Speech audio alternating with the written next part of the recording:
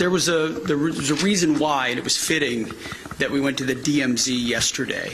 It reminds you of the core of this alliance, that ultimately it's holding the line and protecting our ally from the DPRK is what we have been and continue to be oriented on.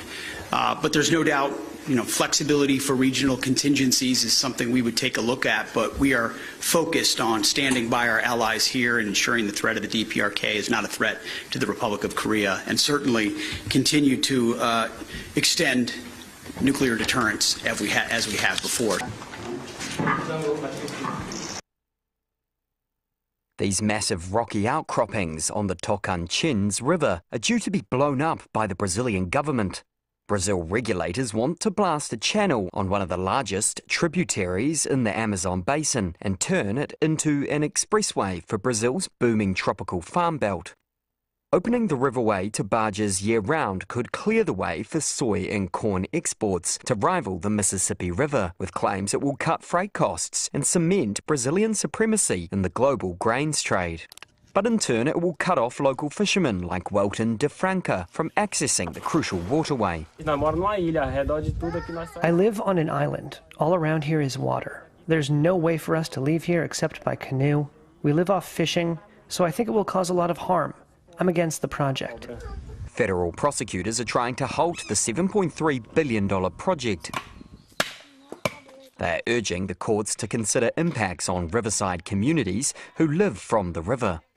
Many women survive by cracking coconuts. They sell the coconuts to buy food for their children. So with this waterway, all of that will have an impact because they will no longer be able to cross the river to collect coconuts from the other side. On the side where we live, there are very few coconuts left because they are devastating the area, killing the palm trees, poisoning them. Researchers warn the river's biodiversity would also suffer if blasting destroys these rare rapids, where endangered fish gather, turtles breed and river dolphins feed. Brazilian environmental agency IBAMA says blasting will be managed, with provisions to monitor and relocate turtle nests. Brazil's government has forecast the riverway will also cut down on long, polluting truck trips. New Directions Community Credit Union is now open in Titusville. They may be new to our community, but they've been serving our region since 1974, providing their members with affordable products and services. Membership is open to anyone who lives, works, worships, volunteers, attends school, regularly conducts business, or who owns a business in Venango, Forest, Warren, or Crawford counties. Visit their new location at 206 South Martin Street in Titusville to learn more about becoming a member. Best of luck to all the students and athletes this fall from New Directions Community Credit Union. Looking for expert orthopedic care? Dr. Charlie Gates, a trusted name at Titusville Area Hospital, can help you regain mobility and a better quality of life. With years of experience and a passion for personalized care, Dr. Gates specializes in treating a wide range of orthopedic conditions. Whether it's joint pain, sports injuries, or orthopedic surgery, trust Dr. Charlie Gates at Titusville Area Hospital for your orthopedic care. Call 814-827-9770 today to schedule your appointment. Vanderhoof Heating and Air Conditioning provides residential and light commercial air conditioning services throughout the area. They understand the importance of your cooling system working properly. That is why you can trust in Vanderhoof to do the job right. Whether it's a non-working air conditioner, yearly maintenance, or a new install, you can be assured that we will solve your problem quickly and efficiently. Your home's air conditioning system is far more than just temperature. It's a complete comfort system that combines temperature, humidity, air quality, and above all, safety. Vanderhoof Heating and Air Conditioning in Titusville. Titusville Market Square is home to over 100 unique vendors featuring antiques, collectibles, candles, coins, baked goods, dairy products, food items, comic books, toys, and so much more. You'll discover something new every time you walk through the door. Did we mention the selection of baked goods, breads, Clark's Donuts, and Amish pies? Titusville Market Square has you covered. Stop in to explore today. Titusville Market Square in downtown Titusville. Our new home. Somebody pinch me. Somebody say pinch? Pinch. We mean we just bought this. Yeah, we just bought a new house. Why are there crabs? Oh, don't call for pinches. Call for protection. Hit it. Like a good neighbor, State Farm is there. Your State Farm agent is ready to help you choose the right coverage for your new house and your car. All right, which way to the sea? We're in Ohio. So is that close, or? No. You got a pool? No. Like a good neighbor, State Farm is there. I'm Ronnie Long. And I'm Lisa Mellon. The name Armstrong reflects more than just a company. It's a promise. While others focus on the short term, we're building for a future that's limitless. From the dawn of cable television to the rise of the digital age, we've delivered cutting-edge technology like our advanced fiber network that redefines what's possible. Guided by our core values, we have proudly served and strengthened communities like yours for generations. Fat Chad's is Titusville's premier dining destination. Come hungry and enjoy these menu favorites: T-bone steak, homemade meatloaf dinner, or soft shell crab tacos. Dive into fresh pasta entrees like shrimp and scallop pasta or our signature Asiago chicken. And don't miss our famous burgers and fish sandwiches, all served with fresh cut fries. Fridays mean prime rib specials. Enjoy wild game Saturdays. And on Sundays, it's our all-you-can-eat wing buffet. For good food and good times, it's Fat Chad's Brewing in Titusville. 211 is an easy-to-remember telephone number for finding health and human services for everyday needs and in crisis situations. Every day, highly trained 211 call specialists provide referrals to basic human needs resources like food banks and shelters, physical and mental health, employment support, support for youth and child care programs, and support for adults and persons with disabilities. To learn more, dial 211 or visit pa211nw.org.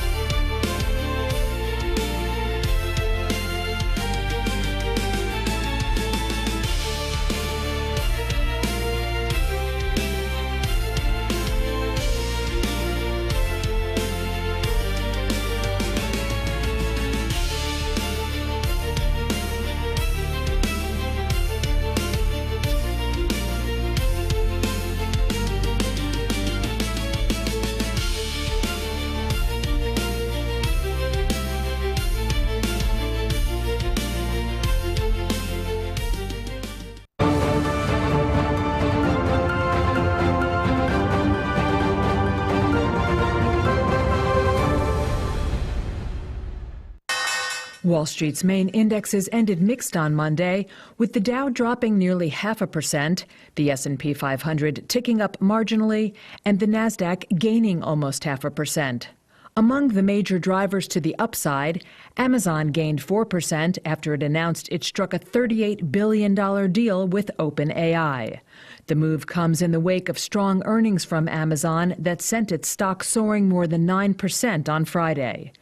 But macroeconomic concerns clouded market optimism, with the Fed's next move becoming increasingly unclear given the lack of economic data due to the ongoing government shutdown. Sam Miller is CEO and co-founder of Kashish.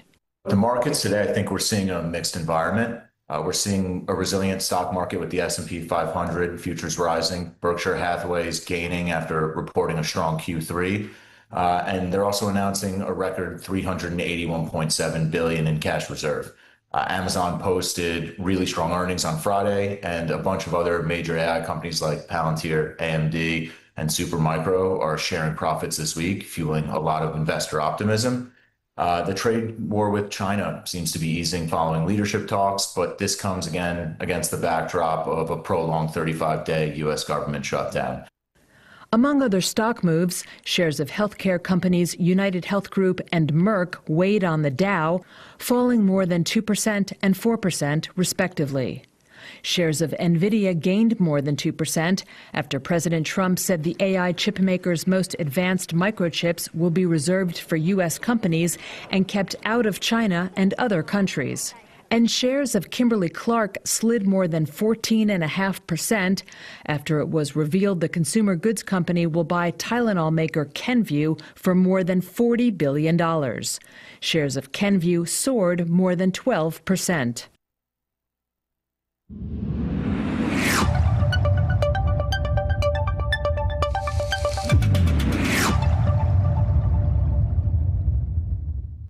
Well, sunshine expected today with temperatures in the upper 50s. A few passing clouds tonight, otherwise generally clear skies, and a low in the upper 30s. Wednesday, some afternoon light rain, upper 50s for a high. Thursday, some morning clouds, afternoon sunshine, mid-40s. Friday, rain and highs in the upper 50s. Saturday, looking at morning rain showers with a high of 50. That is a look at your weather forecast at 7:12. This is the Morning Drill. You're watching it on Stream TV and on the Armstrong Neighborhood Channel.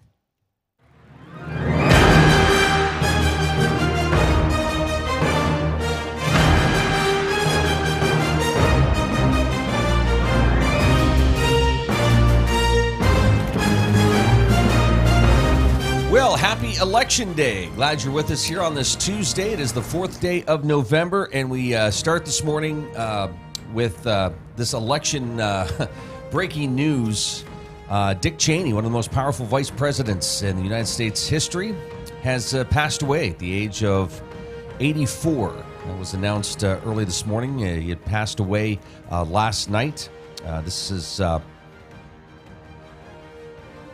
information released by the Cheney family. So if you're just waking up this morning, former Vice President Dick Cheney has passed away at the age of 84. And it's going to be a busy day. Hopefully you get time and make time to get out and vote here this morning, this afternoon, this evening, whenever you can. There's a lot.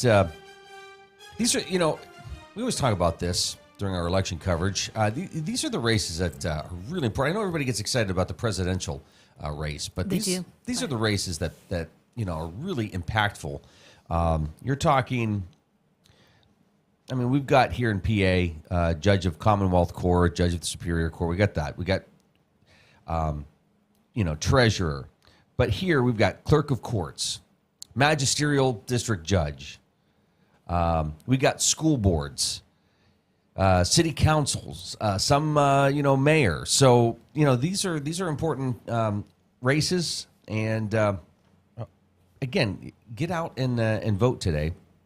And again, here in Crawford, Venango County, there's a lot going on. And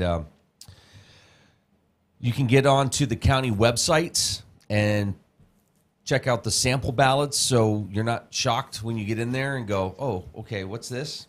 Here's an example of a sample ballot that I printed off of the county website. There's some other things associated with voting today. So, again, go to the county website. You can check out voter services. They'll usually have a link for sample ballots. You put in your precinct. Or click on your precinct, and it'll show you exactly what you should be seeing when you go in to vote, so that way you kind of know what's going on. I'm with you. There's times where you're just in a rush. You don't have time to do that, and you go in, and all these other things pop up, and you're like, I don't know what this is. What is happening? Yeah, and you're like, okay. All right, that name sounds good. I'll pick that name. And you don't know anything about them. Nope. So, again, takes a minute. Go and find your sample ballot, and then you have a better idea of what you're voting for or who you're voting for when you're going in to vote today. So, and all those folks who are working the polls, thank you so much. Thank you. Even though there is some payment with that. It's not enough. It's certainly not. It's not enough. The commissioners will tell you it's not enough. It is what it is. Exactly. But thank you. And usually... And it's one of those jobs where it doesn't really matter what you get paid. It's just not enough. Right. And usually they're the ones with big smiles on their faces, even though you're, maybe grumpy or treat somebody poorly. Don't do that. These folks are there and are trying to be extremely helpful. So be kind to them. Yeah. Okay, busy day. We are going to have election night coverage beginning tonight at 6 o'clock on our streaming platforms. So our website, Facebook page, YouTube channel. And looking forward to it tonight starting at 6 o'clock. So we will be live from the Tar Mansion in That's Meadville, exciting. around the Diamonds. So. That's awesome. All right. Tuesday morning, we got Joe Tech. He's coming up. By the way, we had, and I just wanted to make note of this, we had Meadville Mayor candidate, incumbent Jamie Kinder on yesterday. We did reach out to Mr. Don Erdley to see if he wanted to make an appearance, and he was appreciative of the offer. He was going to be busy running around today, but I just wanted to make sure that folks knew that we wanted to make sure it was equal opportunity for folks. So we appreciate Jamie Kinder's people reaching out to us. We also extended that opportunity for Mr. Don Erdley. So Jamie Kinder and Don Erdley on the ballot for mayor for Meadville. So that'll be one of those races we'll be watching tonight. So, yeah. Already a busy Tuesday morning. It is. It's exciting. Okay. Yay! I missed it. So our poll that we used to vote at used to be right next to our house. Yeah, right next to it. So I used to leave really early in the morning as soon as they were open, take all of our kids so they could be part of the process. But yeah. Oh, and by the way, I don't know anybody who said, yeah, don't do that. Like, when you say that you took our kids, the kids didn't vote, but they got to go with you. They got to stand in, in the so from area a very and get early stickers age and talk to people while mom went behind the counter and voted. And showed them how important it is, right? Yeah, it matters. It matters. So, it's very important to me. Our middle son, when he was first registered, it was a very proud mama moment to be able to drive him to the poll and let him vote. And I did not go behind with him. I stood on the other side to instruct, no, this is, it says 3, yes, but did not guide him in his choices. And by the way, I've seen adults be like, okay, wait a second here. Yeah. All right. Oh yeah, select 3 or select 2 or whatever it is. Yeah. But what if I don't select 3? Yeah. The machine is going to self-implode.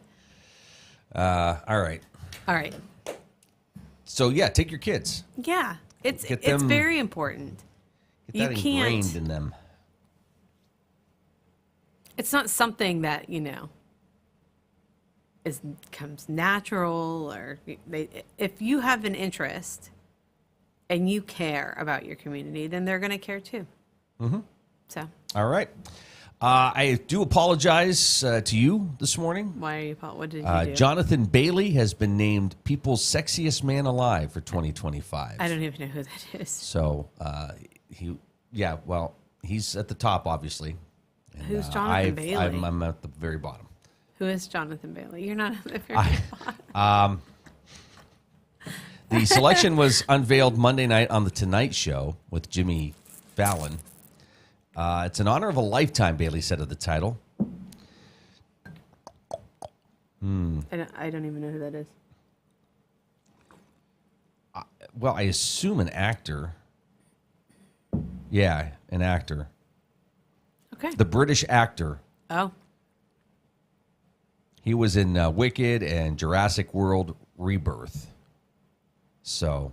Yeah. I have no idea. There you go. Okay. We're getting old. Congratulations to Jonathan Bay. I'd like to watch the new Jurassic World Park movie. World Park movie? Whatever it is. I right. realize it's the same dumb. They keep making the same movie over and over. I understand that.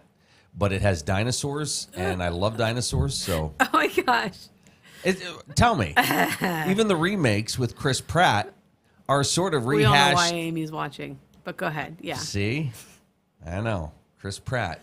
Mm-hmm. There. Okay. And then So, little 'cause Lukey. There's dinosaurs in those There's movies? dinosaurs in those movies. Yeah. don't You even don't know. remember that part? I have no idea. Uh-huh. Well, I like the dinosaurs, and I completely understand they're just remaking the same movie over and over. There's really nothing new or original in There's these. going to be dinosaurs. People are going to run. People are going to scream. People Yes. are going to get eaten. Yes. Let's hope T-Rex wins in the end, because that seems to be the theme in all of them. That's the star for me, the T-Rex. Probably my favorite dinosaur. Okay. That would be my... That's your Chris Pratt? Well, yeah, that would be the people's sexiest dinosaur alive, Oh. the T-Rex. You should make that a thing. Let's make that a thing. Let's, put a poll out there. Make dinosaurs great again? So, No? no. All right. Okay. Anything else on the election today? No. Get out and vote. Do your civic duty. You can't complain about the way things are or the direction they're going in or not agreeing with things if you don't want to go and vote. I mean, that makes such a huge impact, especially in a tiny community. If you're not, happy with the way things are, or, you want to make it, then vote. And fun fact, not everybody wins. So, even though you vote, doesn't mean that your candidate or what you believe in is going to win. So you have to learn how to accept that loss too. Please, I can't even beg you to accept that loss. Everybody feels that loss a little bit, in their lifetime, and they have to learn how to accept it, because it's not the end of the world. These people aren't given the almighty power, and they're not going to ruin your lives the way you think that they are. So don't get too emotional about it, but go out and vote. Well, it's funny you say that, because there was an article yesterday, and I thought I had saved it. I'll have to look it up. It's kind of a scary article. I'm trying to think who had it. But basically, I don't want to get this wrong, because it's kind of scary that voters today are. Yeah, I don't want to say something wrong here. I'll look it up. It has to do with violence in politics, and more and more people polled in this story basically said, yeah, look for political violence to get pretty hot and heavy in the coming years. It's like, why? And to your point, I think people aren't having conversations with each other. No. People aren't learning how to lose. And it's not just politics. It's sport. We see it even at the high school level or little league levels. Parents, shouting at coaches or refs or attacking refs, and it's like, attacking each what other. are we doing here? Exactly. It's exhausting. It's quite disappointing all around. There are just so many. There are other things that you can focus your, attention on and be passionate about, but please be passionate in a positive way. Like I said, if you don't agree with the way that things are going, please vote, but please understand that there's, sometimes you don't agree, but you don't know why they're going the way that they're going. You don't know, and until you step in the position, you ask any of the commissioners or, even Jamie Kinder. You go and you think that you're going to step in and make all these changes right away, but then you realize the reality of your position. So I think conversation is key right now. And I do know I think Ashley English may have touched on it before. Here at a local level, there's a roundtable discussion that happens between our St. James House and St. James Church, and the YWCA hosts something, giving you that opportunity. It's a very safe, comfortable place to discuss things. So I think everybody needs that opportunity. This isn't the story that I saw yesterday, but this was from September. Polls show rising number of Americans justify political violence. And that's crazy to me.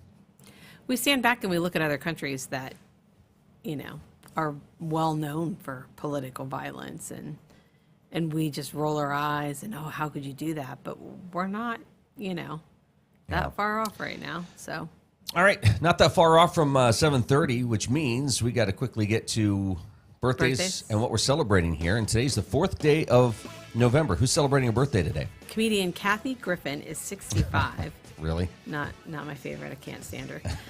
TV host Jeff Probst is 64. Now, you just talked about, having the right attitude and being kind to people. Open communication. That's what I was having right Oh, there. okay. Sorry. Actor Ralph Macchio is 64. The Karate Kid is a karate... And are you ready? Yeah. Okay. Actor Matthew McConaughey is 56. All right. There you go. That's all I got. All right, happy birthday to them. Happy birthday to you if today happens to be your birthday from all of us here today. Let's turn the page and find out what we're celebrating here today.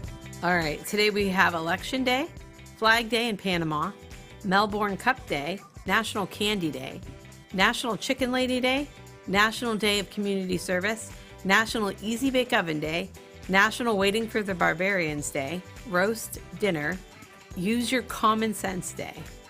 And that's it. Did you, I don't mean for this to sound the way it's going to sound. Did I use my common sense? No. Well, did you have an easy bake oven? No. No? Mm-mm. Learned to cook in a real oven. No, Oh, I did look not at have you. I know. But no, I did not have an easy bake oven. Okay. Did you? No. No, I did not. I had those bright light things. What were those called? Where you stick the lights in? Night Bright? Yeah. That was Light Bright? one Night of my Bright. favorite things. I remember the song, the jingle for it. Did you have one of those?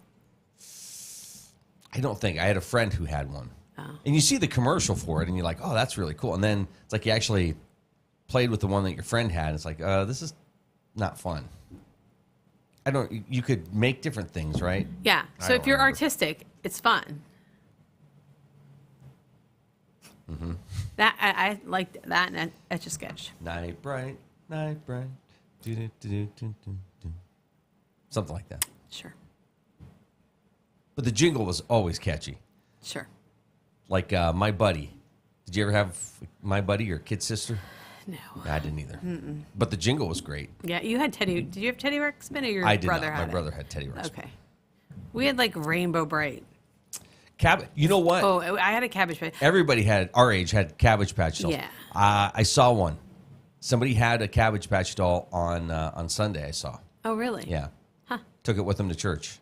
And everybody was like, Cabbage Patch dolls are still around? That's so funny. Mm-hmm. Yeah. So. Good times. Good times. All right. We're coming up on 7:30 here this morning. We'll bring you the latest headlines. Weather-wise, we've got mostly sunny skies expected for your Tuesday. A beautiful day to get out and vote today. Rain. Oh, is that snow on Thursday? No, it can't be. If there's... Yeah, listen. Thursday... Give me my moment. Morning clouds, afternoon sunshine. Now the low's going to be down around 35, so...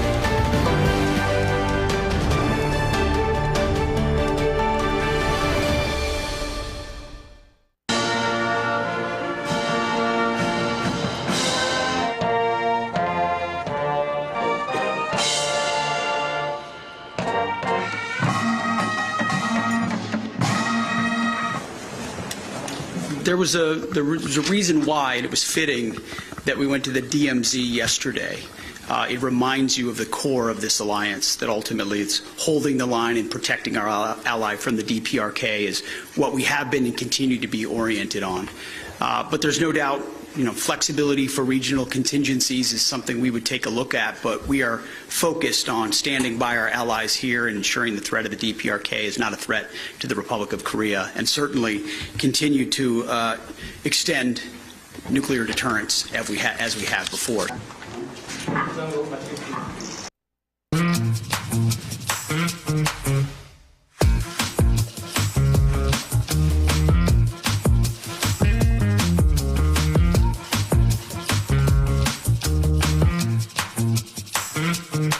Vehicle shopping? Make sure you check out Titusville Ford first. Shop our amazing selection of new and pre-owned cars, trucks, and SUVs in stock. Visit us on Route 8 in Titusville and see why our customer service is a cut above the rest. Titusville Ford, your hometown dealer. Marsh Home Center Furniture, Appliances, and Bedding is located at 305 East Spring Street in Titusville. Marsh Home Center welcomes you in to explore their growing inventory of name brand furniture, appliances, and bedding. Need something not currently in stock? No problem. Order from Marsh's online catalog and have it delivered right to your door. Visit Marsh's to see their entire showroom. Ask questions, see what items are on sale, or just stop in and say hi. Marsh Home Center Furniture, Appliances, and Bedding, behind Giant Eagle in Titusville. Did you hear?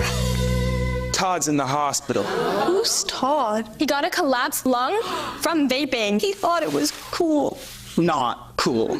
Promise you won't vape, Emma. It can lead to a lifelong addiction, and we can't be friends if your lungs collapse. Bogus. Wacky sitcom teens aren't the best people to talk to your kid about vaping. Hey, you got a minute? You are. Start the conversation with your child about vaping today. Whether you want to go and lead in your craft in the trades, whether you want to go and be that nurse or medical worker and have a real impact on lives, or whether you want to go and help that business improve its bottom line, this is the place, and now is your time to go with confidence, to go with skill, to go succeed. The Education and Training Center at Pitt Titusville. I needed a place I could feel cared for without the long drive. I chose Meadville OBGYN because both my sisters came here, highly recommended Dr. Kristen. Dr. Kristen makes me feel very comfortable, like I'm family, like we're friends, very personable. My daughter Evie was born breech, and it was Dr. Kristen and Dr. Barco, and they were incredible. It was a wonderful experience. I wouldn't ever want to go anywhere else. Community Connect Federal Credit Union, serving Crawford, Venango, Forest, and Warren counties. Their mission is to provide quality, low-cost, and personal financial products for the growth and security of their members and families. Stop in, call, or visit our website, communityconnectfcu.com, and click Join to get started. Community Connect Federal Credit Union, 1050 East Spring Street in Titusville.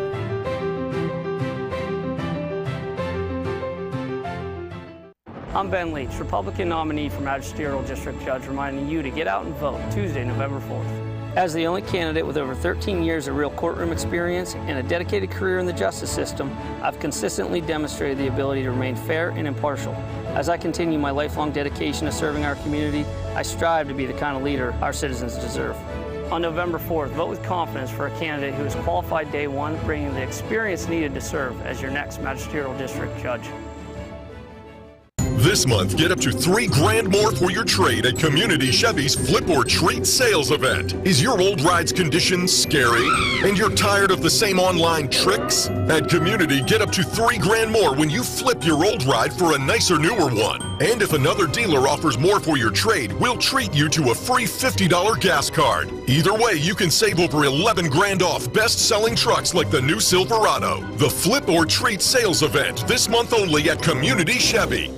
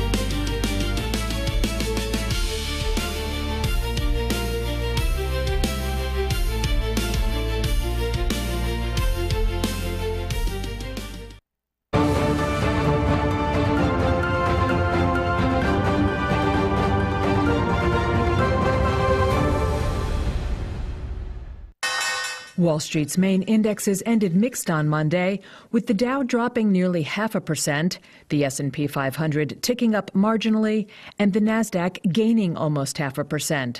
Among the major drivers to the upside, Amazon gained 4% after it announced it struck a $38 billion deal with OpenAI.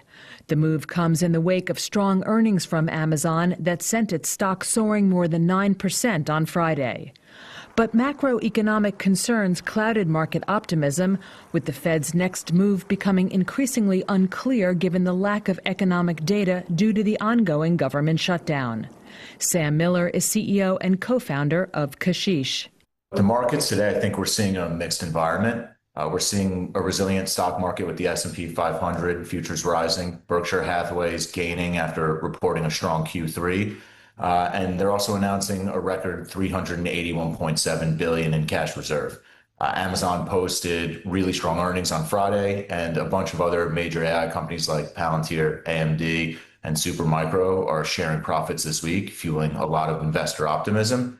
The trade war with China seems to be easing following leadership talks, but this comes again against the backdrop of a prolonged 35-day U.S. government shutdown. Among other stock moves, shares of healthcare companies United Health Group and Merck weighed on the Dow, falling more than 2% and 4%, respectively.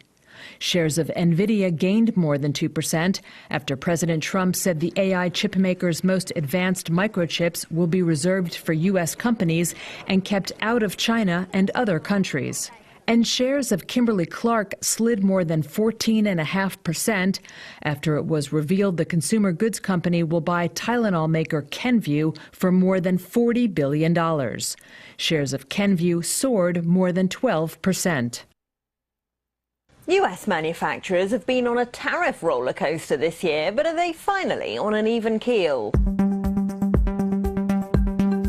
This is Sectors Up Close, and we're talking industrials. The shifting rates of tariffs imposed by the US administration on the components America's manufacturers need to import has made it tough for them to navigate this year. Roughly halfway through this earnings season, companies that have reported so far put the total estimated hit to their bottom line at $7 billion this quarter, but that's much lower than last quarter. And at 17.5% up this year, industrials are doing a bit better than the wider S&P. John Stolfus is Chief Investment Strategist at Oppenheimer Asset Management. John, how has this happened? How have industrials managed to reduce the tariff hit to their business? Well, I think I think what it really is, it depends upon the individual company and within the sector, the subsector of which they're part of, what their carve-outs are related to the importance of their products, not only to manufacturers and exporters, but as well as to importers, the political clout that their particular space involved.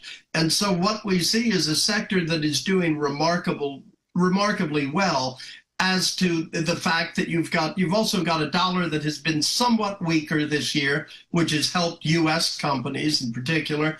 But when we look at it, infrastructure is a big build out right now, and you need industrial equipment for all of that and a wide variety of things. So we think all of that combined makes up for the better news we're seeing and the better results so far in terms of Q3 earnings season. How much, though, do those results show that they're passing on higher input costs to their customers? I think at this point, it's really, it is too early to determine. The first tranche, so to speak, of dealing with tariffs is for companies to eat the tariff or to share the tariff expense with the person they're either importing it or exporting it from.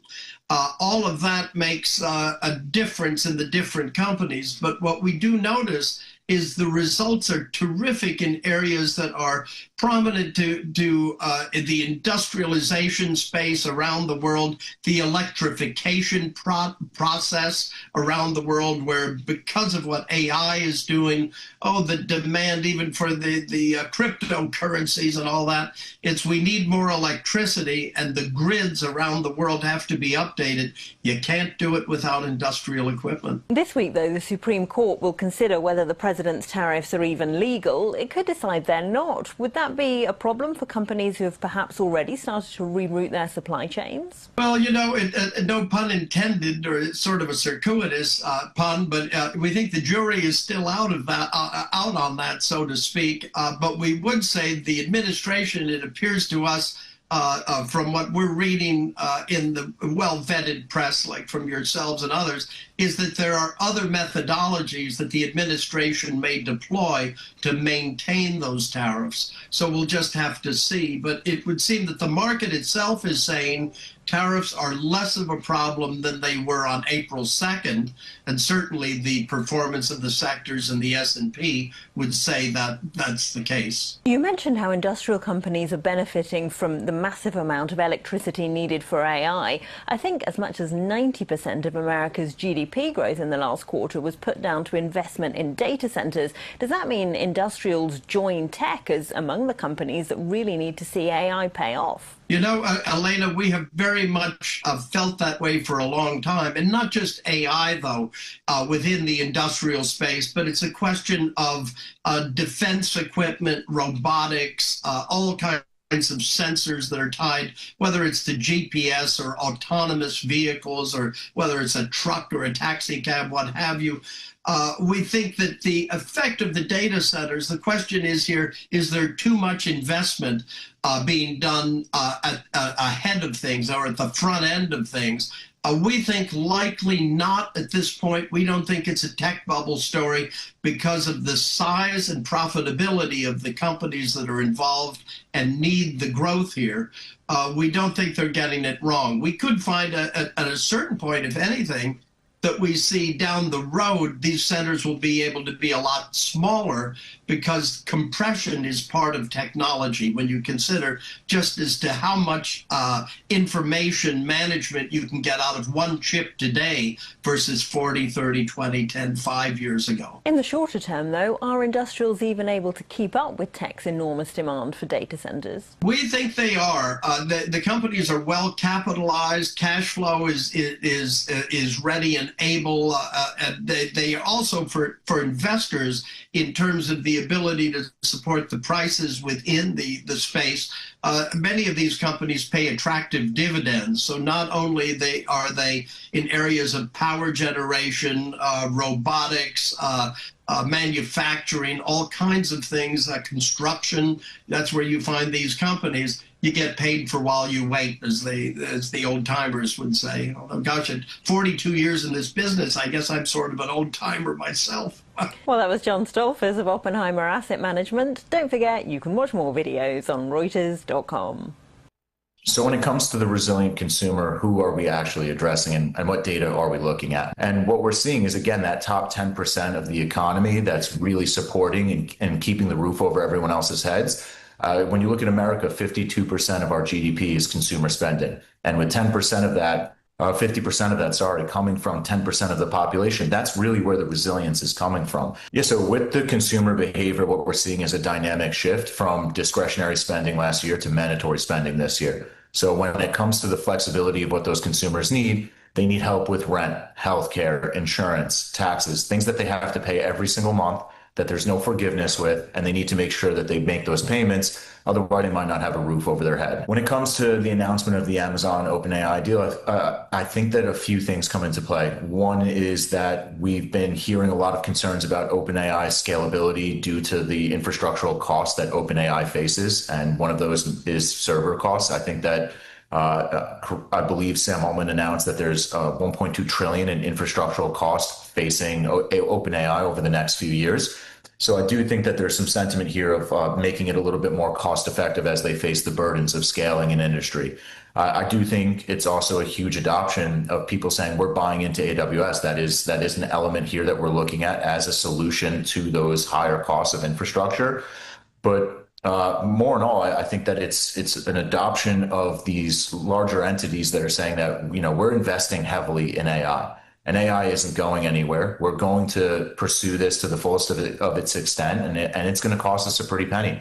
And we're completely okay with that. And on the reverse side, it's allowing for us to work our businesses in a more agile way. We can let go of 4% of our workforce and still increase our margins and grow 11% in a single quarter because of the efficiencies that it's creating for us. While all these investments are great when it comes to looking at it from the corporate level, at the end of the day, the consumers are still struggling. And so in practice, when you're taking away jobs and you're increasing the efficiencies of AI, I do know that it could be beneficial to consumers in the process of shopping, but I don't know if it actually helps the consumers in the process of affordability. Starbucks will sell control of its China operations to investment firm Boyu Capital, one of the most valuable divestments for China unit by a global consumer brand in recent years. The $4 billion deal gives Boyu up to 60% of Starbucks' retail business in China, while Starbucks keeps 40% and continues to own and license its brand and intellectual property to the new entity, the company said. Starbucks said it expects proceeds from the sale, combined with its retained stake and licensing over the next decade, to top $13 billion. The company's shares rose about 3% in after-hours trading. The move comes as Starbucks loses ground to cheaper local rivals and faces a slowing economy that's making consumers more price-sensitive. Rival Luckin now operates more than 20,000 franchise stores, far ahead of the 7,800 stores operated by Starbucks, though its model focuses on takeaway and delivery. Starbucks' comparable store sales in China rose 2% in the quarter that ended on June 29, after flat growth the previous quarter. Starbucks also flagged that rising U.S.-China tensions pose risks, including tariffs, boycotts, and growing political sensitivities in China. Starbucks is not the first U.S. brand to divest or partially divest its operations in China. McDonald's, for example, sold a majority stake in its China and Hong Kong operations to investors, a tie-up widely seen as successful. Nintendo sees its latest Switch 2 console as being more popular than it first thought. The Japanese gaming giant raised its sales forecast Tuesday for the device to 19 million units for the financial year. That's up from the 15 million units it had projected. Nintendo also raised its full-year operating profit forecast by 16% to $2.45 billion. Investors have weighed the likely strength of sales momentum for the Switch 2 since its launch in June. It went on sale during US President Donald Trump's trade war, which tested Nintendo's supply chain management. Nintendo sold 10.3 million Switch 2 units by September end. It was helped by titles like Mario Kart World and Donkey Kong Bonanza. Looking ahead, Nintendo said the upcoming holiday shopping season will be a key proving ground for Switch 2 sales. The company's shares are up 40% year to date. OpenAI, the maker of ChatGPT, has signed a 7-year, $38 billion deal to buy cloud services from Amazon. It's the company's first big push to power its AI ambitions after a restructuring last week that gave it greater operational and financial freedom. The agreement, announced on Monday, will give OpenAI access to hundreds of thousands of NVIDIA graphics processors to train and run its artificial intelligence models. It underscores the AI industry's insatiable appetite for computing power as companies race to build systems that can rival or surpass human intelligence. OpenAI CEO Sam Altman has said the startup is committed to spending $1.4 trillion to develop 30 gigawatts of computing resources, enough to roughly power 25 million U.S. homes. The deal is also a major vote of confidence for Amazon's cloud unit, Amazon Web Services, which some investors feared had fallen behind rivals Microsoft and Google in the AI race. Those fears were somewhat eased by strong growth reported in the September quarter. Amazon shares hit an all-time high on Monday, with the company set to add nearly $140 billion to its market value. Heineken has pledged to boost its revenue and cut costs, but investors in the world's number 2 beer maker say tougher steps, including plant closures, may be needed. CEO Dolf van den Brink has led the $45 billion brewer for 5 years. Analysts argue his 2 key challenges are to deliver greater efficiency while reviving flagging volume growth. While all brewers have been struggling to sell more beer, the Dutch maker of Amstel and Tiger has frustrated some investors with volatile performance, and also for trailing larger rival Anheuser-Busch InBev in efficiency. Heineken laid out an updated strategy at an investor event in October and said the response was positive. It's been a difficult few years for beer. Valuations across the sector fell after price increases prompted by steep rises in input costs hit volumes. That's as many drinkers have cut back on alcohol.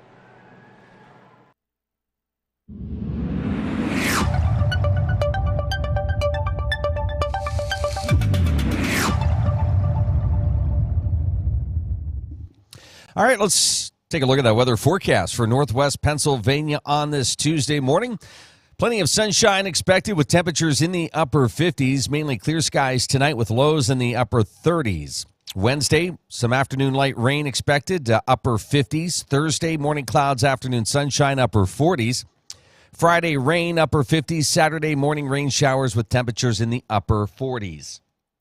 That is a look at your weather forecast at 7:53. This is the Morning Drill. You're watching it on Stream TV and on the Armstrong Neighborhood Channel. Well, happy Tuesday, happy Election Day. Polls have been open for about 53 minutes, and we'll close tonight at 8, so plenty of time to get out. Weather going to be absolutely perfect, so no excuses there. There's been times where it's been cold, rainy, even snowy, but today is looking great, so really get out and vote. And if you haven't been out in a while to vote and you're not quite sure where your precinct is or if it's moved or if it's where it's always been, you could probably call your county courthouse just to double check and see before heading out. But yeah, it's important to get out today, as we've been talking about all morning. So time to vote. Time to vote.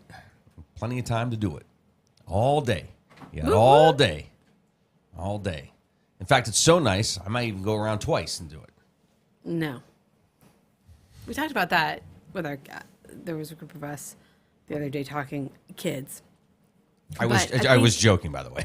No, we talked about, was it Edgar Allan Poe? That was what, back when he was alive, they would take people from bars and drug them, dress them up, and take them to the polls and force them to vote for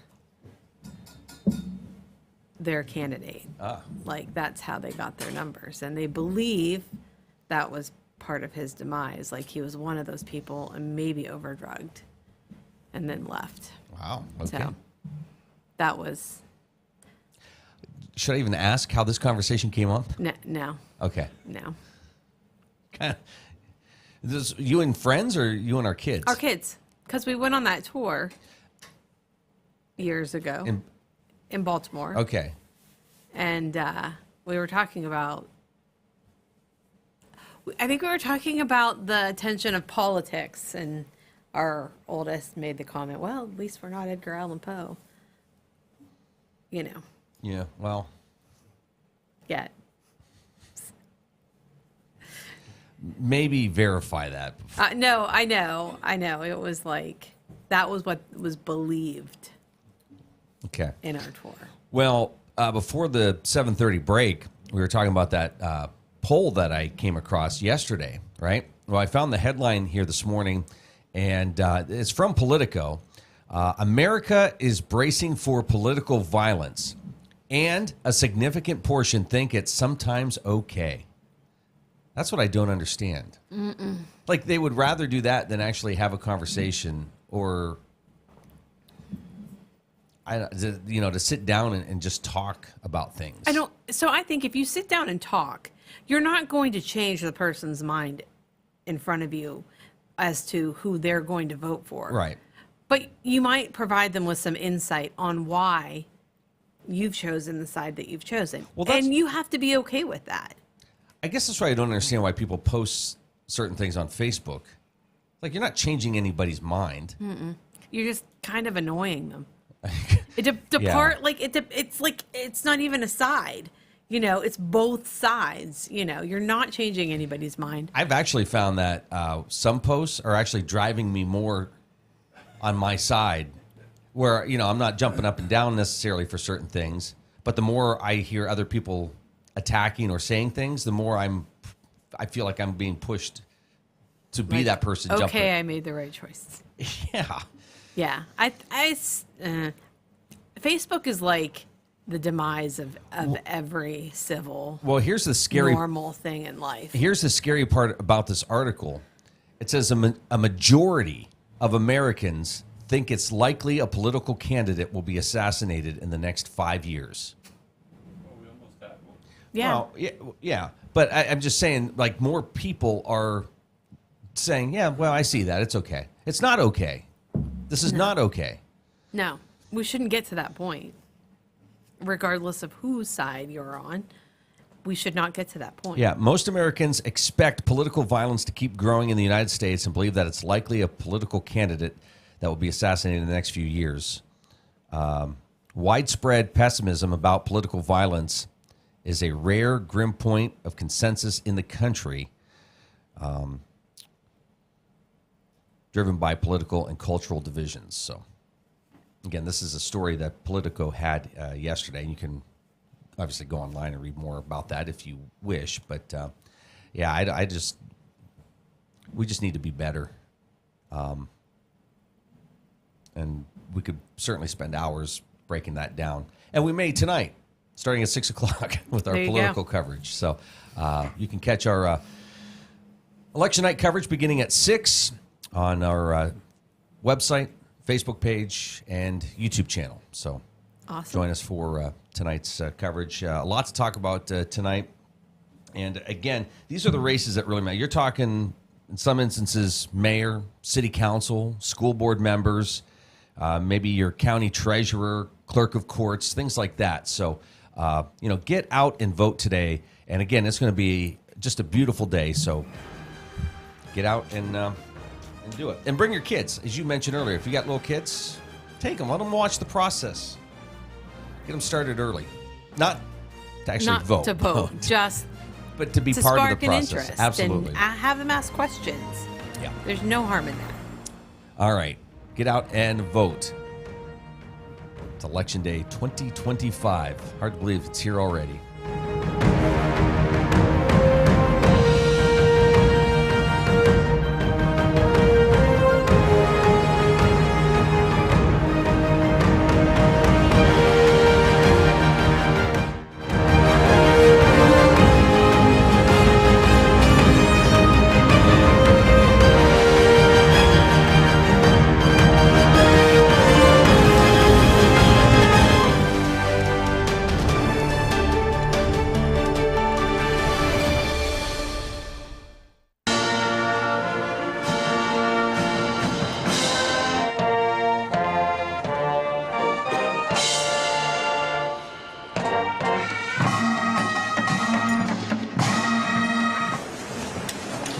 There was a reason why, and it was fitting that we went to the DMZ yesterday.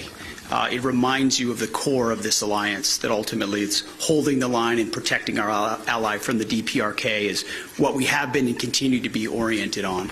But there's no doubt, flexibility for regional contingencies is something we would take a look at, but we are focused on standing by our allies here and ensuring the threat of the DPRK is not a threat to the Republic of Korea, and certainly continue to extend nuclear deterrence as we have before. Interstate Pipe and Supply takes pride in providing superior customer service. That's why our dedicated employees are well trained and have the experience to offer friendly, quick, and reliable service and support. Need materials delivered to your job site? No problem. Interstate offers fast delivery from our 4 locations in Western Pennsylvania. We also serve Eastern Ohio, Northern Western Virginia, and Western New York. Service means business at Western Pennsylvania's premier pipe and supply company, Interstate Pipe and Supply. Anyone with a kind and generous heart and a little money can be a philanthropist. You too can be a force for good in our community, and the Crawford Heritage Community Foundation is here to help you make the most of your charitable giving. We've partnered with hundreds of people like you to make our world and our community a better place. You can give through us to support scholarships or any charitable organization or purpose. Whether you're interested in establishing a permanent endowment or adding to an existing fund, we want to be a part of your plan. Contact us when you're ready to make your mark. Together, we can make your contribution go further. The Gordon B. Garrett Funeral Home has been serving the needs of Titusville and surrounding communities since 1965. Mr. Garrett believed in tradition and commitment to excellence, standards that have been passed down from one generation to now a new generation, who will work to provide you with a beautiful, lasting tribute to your loved one. When you need them, they will be there for you. This has been their foundation for almost 60 years. The Gordon B. Garrett Funeral Home, 303 North Washington Street in Titusville. Share the fun of train travel and relive our country's oil history as you ride the OC&T through the valley that changed the world. Learn about the past while traveling on vintage cars. See a variety of wildlife with stops at Drakewell Park, Petroleum Center, and Oil Creek State Park. Arrive early and see the vast collection of train and railroad memorabilia at Perry Street Station. After the ride, enjoy a night's stay at the Caboose Motel. For seasonal specials or for more information, visit octrr.org or call 814-676-1733.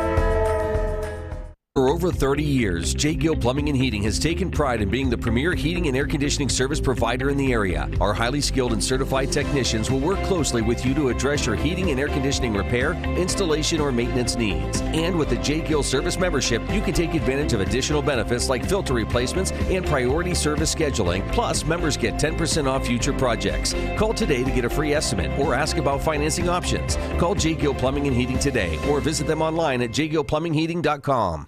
Marsh Home Center Furniture, Appliances, and Bedding is located at 305 East Spring Street in Titusville. Marsh Home Center welcomes you in to explore their growing inventory of name brand furniture, appliances, and bedding. Need something not currently in stock? No problem. Order from Marsh's online catalog and have it delivered right to your door. Visit Marsh's to see their entire showroom.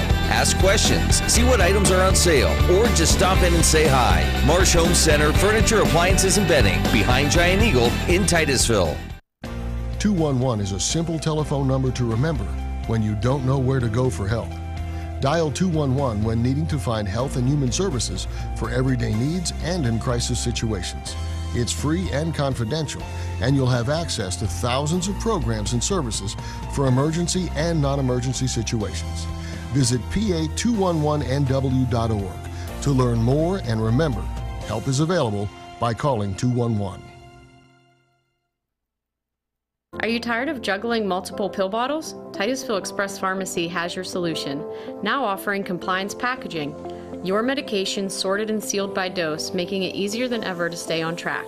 In a hurry? Take advantage of our convenient drive-through service. We also offer free local delivery for those that qualify. Titusville Express Pharmacy, where convenience meets care. Visit us today at 401 West Spring Street in Titusville. Simplify your medication routine with Titusville Express Pharmacy.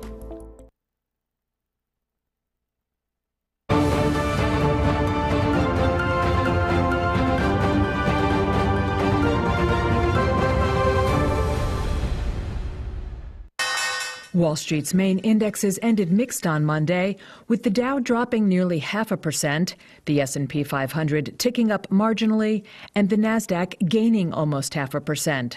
Among the major drivers to the upside, Amazon gained 4% after it announced it struck a $38 billion deal with OpenAI. The move comes in the wake of strong earnings from Amazon that sent its stock soaring more than 9% on Friday. But macroeconomic concerns clouded market optimism, with the Fed's next move becoming increasingly unclear given the lack of economic data due to the ongoing government shutdown. Sam Miller is CEO and co-founder of Kashish. The markets today, I think we're seeing a mixed environment. We're seeing a resilient stock market with the S&P 500 futures rising. Berkshire Hathaway is gaining after reporting a strong Q3. And they're also announcing a record $381.7 billion in cash reserve. Amazon posted really strong earnings on Friday, and a bunch of other major AI companies like Palantir, AMD, and Supermicro are sharing profits this week, fueling a lot of investor optimism. The trade war with China seems to be easing following leadership talks, but this comes again against the backdrop of a prolonged 35-day U.S. government shutdown. Among other stock moves, shares of healthcare companies United Health Group and Merck weighed on the Dow, falling more than 2% and 4%, respectively. Shares of NVIDIA gained more than 2% after President Trump said the AI chip maker's most advanced microchips will be reserved for U.S. companies and kept out of China and other countries. And shares of Kimberly-Clark slid more than 14.5% after it was revealed the consumer goods company will buy Tylenol maker Kenvue for more than $40 billion. Shares of Kenvue soared more than 12%.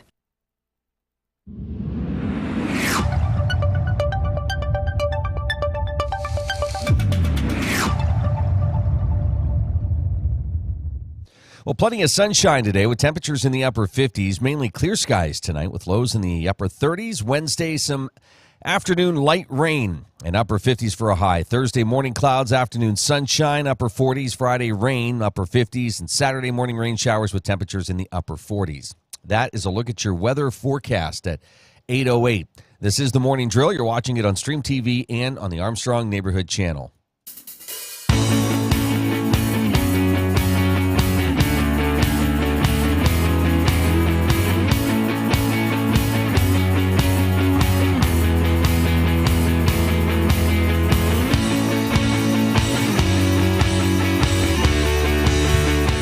Joining us this morning is Mr. Joe Tech. Hi, Joe. How are you? Good to see you this morning. Good to see you.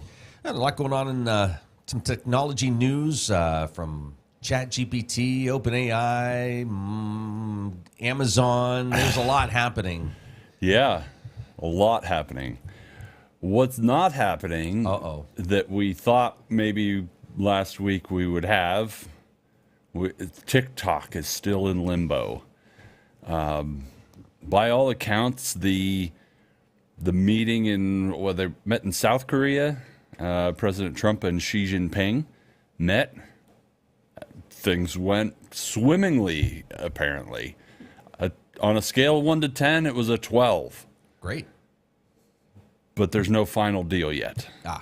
So they agreed to a lot of terms. They have adjusted tariffs. So things are very good. There's going to be talks between China and NVIDIA because that's been kind of a no-no. So that's going to happen. But I haven't heard anything about TikTok in any of the articles regarding those talks. So TikTok is still in limbo. So I guess we'll just wait and see. Okay. We've heard about a number of people who are rumored to be involved in the deal, but we have no confirmation of any deal. So there's a lot of moving pieces. It reminds me of that scene from Batman Begins. Which scene? The end with Fox and the other guy. And didn't you get the memo? There's a lot of moving pieces. Yes. A lot of moving parts. Yeah. You wouldn't understand. My company is secure. Secure, yeah. I tell you, the other thing that has been fascinating is this YouTube, ABC, Disney thing that's going on. Yeah, and a lot of people are upset with both sides. There's no one side that's at fault here. They're both at fault. So everybody's in generally grumpy about the whole thing. Yeah. So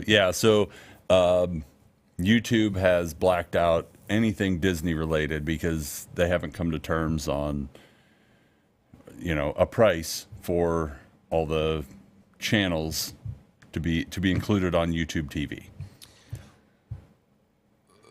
Now, a little backstory there, right?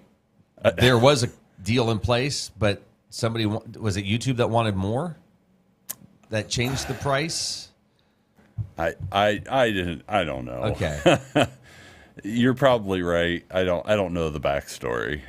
It's kind of like these athletes who want to sit out. Well, we're paying you. Yeah. We agreed on a contract. Yes. We have a contract. You can't sit. We're paying you. Yeah. Yeah. Like that, I don't understand. I don't understand it either. Yeah. So if you have YouTube TV, sorry for your luck. Yeah. And ABC was hoping that YouTube would at least allow them today for election coverage. because it's a big day. Yeah. And YouTube said no. No. Sorry for your luck. Yep. Maybe adjust your terms and we'll let you all back on. I don't know. It's very reminiscent of the stalemate in Congress. Like, just kind of sitting and waiting, seeing which side is going to cave. Really, like, well, no matter which side you agree on, one of them has to cave, or find some happy medium. I don't know. So we just kind of sit and wait and hope. I don't know anybody. Well, I shouldn't say that. Never mind. I was going to say something incredibly stupid. Like, we're not really sitting and waiting. We've got life to live. Oh, yeah. No, But I'm sure there are people that are sitting and waiting because they're in need of benefits or whatever. Yes. Or their world revolves around what the government does. Yes. So I tend to agree with you. And like you said in the last segment, the more I talk politics, the more libertarian I become. Oh. So, yeah. Okay. Yep. Well. And I've just alienated 90% of the listeners. So. Hey, Joe, I got to run. I'll talk to you later. Okay. Back to tech. The tech giants are doing swimmingly. They had their earnings calls last week. Even Meta, who you can make an argument that they're not entirely well run, are doing very, very well. Amazon their profits were, I don't know if it was their profit. I think profits were up like 30%. They just signed a big deal with ChatGPT, OpenAI. Who was it? These deals for cloud services. These deals are all getting very confusing because it's like it's like a 3-team trade. It's essentially Amazon and ChatGPT, but I believe there's a third party. But I'm confused because Amazon did the same thing. Theirs was like a multi-billion-dollar deal with ChatGPT, but it was through a third party. And OpenAI turns to Amazon in $38 billion cloud services deal after restructuring. Yeah. ChatGPT creator plans to spend around $1.4 trillion on computing resources. Wow. So, and this kind of ties into that earnings call. So profits are up, revenue is up, cash is down. So a lot of these companies, I think Meta's spending somewhere in it might be up as much as $66 billion this year, and they said next year is going to be more. They're spending all their cash on building out data centers. They're giving a lot of it to, like you said, OpenAI. They're giving a lot of it to NVIDIA, which that's why NVIDIA is now a $5 trillion valuation because all these companies are throwing money at them. There's some concern with that because, there's some concern that AI might be a bit of a bubble. So there's some concern that you're throwing all this cash at AI, quote unquote AI, all these different versions of it. What happens if it's not a viable thing? What if it ends up becoming VR has for Meta, which has been a loser? What if it's the 3D TVs, of today? So there's a lot of concern that it might be a bubble. There's a lot of people that say, well, yeah, but what they're spending it on is physical structures and physical infrastructure that even if it isn't used for AI, it's still physical infrastructure that can be used. So it's not like it's wasted money like the .com bubble was. It's more akin to, building railroads or building roads. It's still going to be valuable and useful infrastructure. So But it is a little bit concerning when they're spending that kind of money and burning their capital cash. Like I said, thankfully their revenue is up as well as their profits, and we hear about Amazon laying off, was it 14,000 and potentially up to 30,000? Yeah. There's a lot of rumors as to why. Now, they said it's because of culture. They hired too many people and it created too many layers, and it wasn't a valuable use of their funds. But a lot of people are speculating that, well, is it because they're spending so much on purchasing AI data centers and putting so much money into that they need to cut costs? Or is it because people can now be more efficient because of AI, so they don't need that many people? A lot of speculation, nothing confirmed by Amazon themselves. By the way, you talk about this bubble concept, but here's where it gets really scary.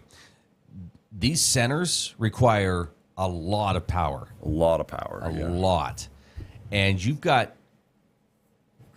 cities in Pennsylvania that are preparing for, Homer City is one of the big examples. Mm-hmm.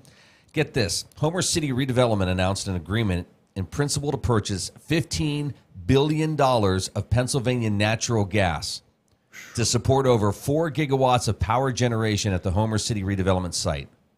This project is expected to create 1,000 on-site jobs in addition to 10,000 new construction jobs.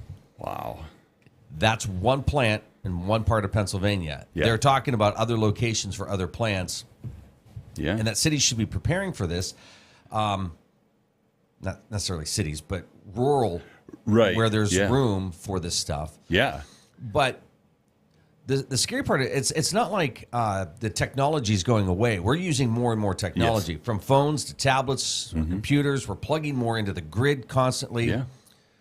So if you're all like, hey, wind and solar, I got news for you. It's not going to be enough. It's not going to support this. I think all forms are great, and because we're going to need all of it. Right. Yes. and yes, I think Pennsylvania is well situated because of the open swaths of land, but also the natural gas that we have. A lot of these companies they're using the term BYOP, bring your own power.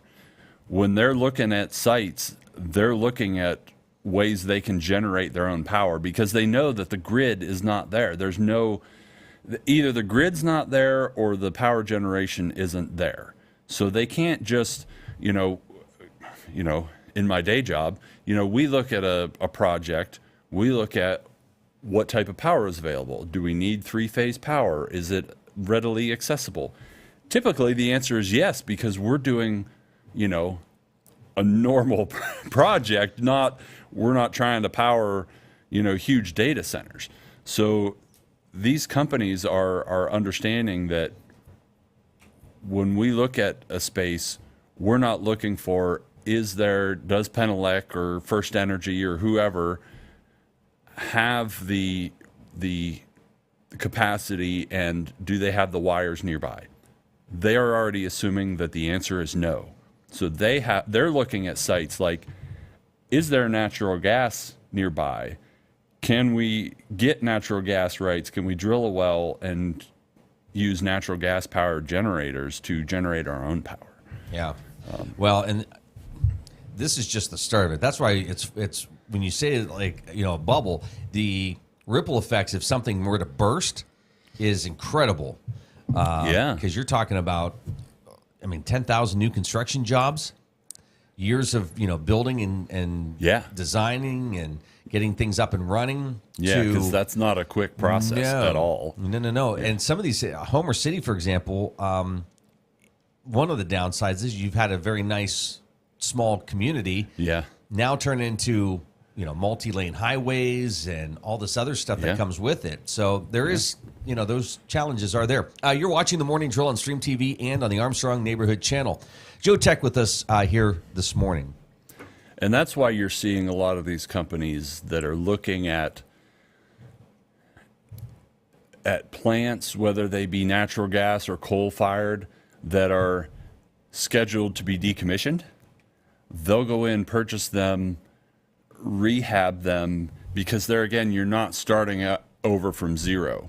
You at least have a little bit of a head start so that it's, if you're looking at a 24-month, ramp up and build up, if you can shave off 6 months of that, that's all the further ahead you are compared to some, other projects and potentially competitors. So, you're seeing a lot of that, whether it be, they're even doing it with nuclear.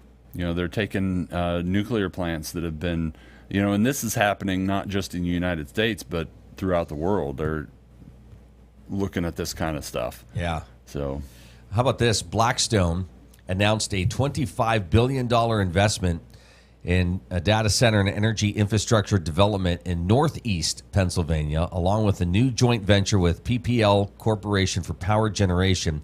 This investment is expected to create 6,000 construction jobs, along with 3,000 new permanent jobs. Wow.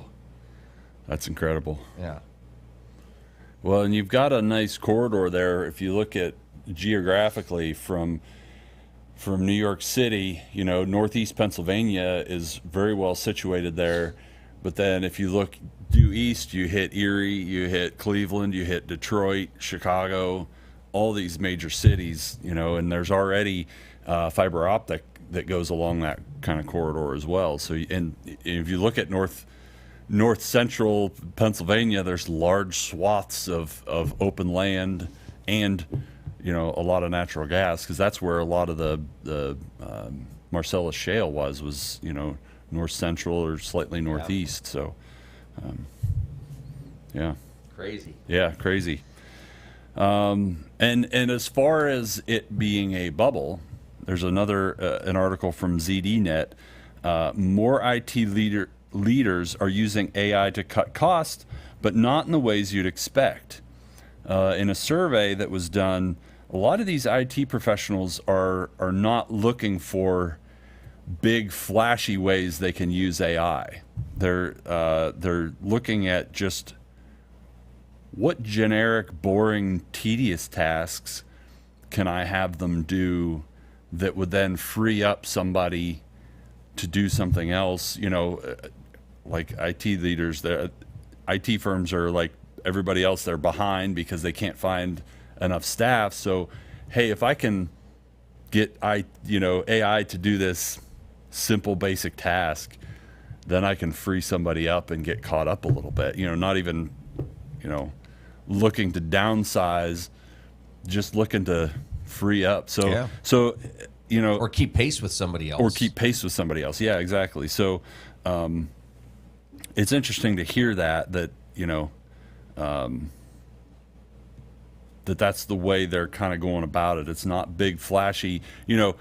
We see the AI in our Instagram reels and whatnot, but that's not really what a lot of people are doing. It's simple little tasks. And my company is actually looking to purchase a ChatGPT Pro to test out, and the company president has used it a couple of times, and he's like, I can see where we can maybe use this here and there and help us out. Again, not with designing per se, but with some of the tedious permitting tasks that we have, that maybe we can use it to speed up that process for us and make us more efficient and allow us to be a little more thorough in our design and more, have more time in our budget for design as opposed to having to put time into these permitting tasks. And I would also venture to say it's still going to require somebody to go through and double check and make sure everything's appropriate. Absolutely. Okay. Yeah. Yep. So yeah, it's interesting to see. So hopefully the fears of a bubble are somewhat over-exaggerated. Well, and I wasn't trying to take away from what you're saying, because you're absolutely right. My concern is it's, when you talk about a bubble like that, the ripple effect. Yes. It, starts to hit home a little bit, because you're talking, again, a lot of people involved in, it's not just plugging in a computer. Yeah. And, now OpenAI and ChatGPT are just running off these centers are quite in depth, and they're amazing. So yeah. The term they use for these kind of tasks that they're using AI, they're back office monotonous and inconspicuous. Yeah. So it's a good term for them. But yeah, that's a good use for something that you can just automate it and set it to go and let it go. So and I've told you before. No secret. There's times when I've used it just because we need something quick, and could we do it ourselves? Yeah, but does it save half hour, an hour? Yeah. Well, in a small company, that can mean a lot. Yeah. So we'll see. As with all things, we have to wait and see. With the speed of the way things are changing, we just don't have to wait as long. So we'll know quickly. Might even know in the next minute. Yeah, maybe. OpenAI launches ChatGPT powered web browser. So this stuff's it's popping up everywhere. Yeah. So Microsoft has a version of Edge that's their Copilot version that's very AI centered. So I haven't had a chance to play with that yet, but I'm kind of interested. I know that just when I use Google, the AI thing that comes up first generally is exactly what I'm looking for. I know, it so irritates me. I'll go and search something in Google, and then I'm waiting for that thing to load. Yeah. I'm like, I want to know now, or I want to get right to the search bar, but it's usually, for me, it's very, very helpful. So yeah. Well, I'm not saying I don't wait that second or two.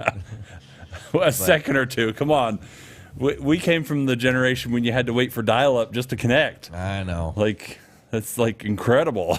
We have to wait a second or two for this artificial intelligence to tell me exactly what I want to know. It's funny, isn't it? Like the patience we have now versus what we had when we were young. And then you have, last week we talked about AWS down. This week, massive Azure outage from Microsoft. Yeah. So, and again, it was human error. Oh, wow. Okay. Yep. Joe Tech.